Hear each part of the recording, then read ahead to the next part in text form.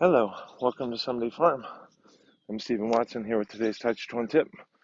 Today's tip, I've been thinking about chapter 52 of the Tao Te Ching. Stephen Mitchell's translation goes something like, trace back the manifestations to find the mother. And I've often considered that in the context of an error that you might make, which, a great place to find that is doing some Tai Chi Chuan. So today's Tàijíquán Tip is to practice until you come to a mistake, an error, whatever you consider to be an error, these days or today. And then rather than just correcting it, looking back, like what led to that error? The presumption here is that an error leads to another error, leads to another error.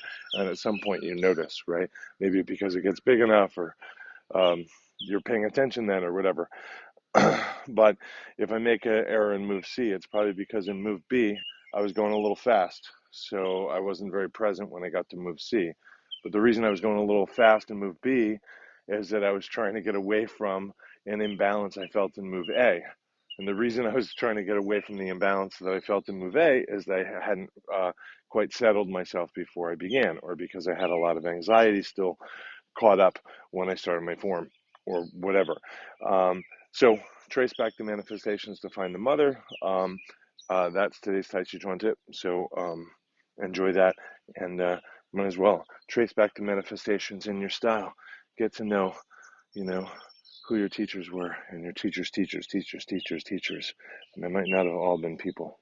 Love. Thanks for showing your support for today's Tàijíquán Tip. Tips really go a long way, and if you can't afford to help financially, comment, subscribe, share, and like, and all that stuff. To be in touch with me, go to my Linktree, Someday Farm. Thank you.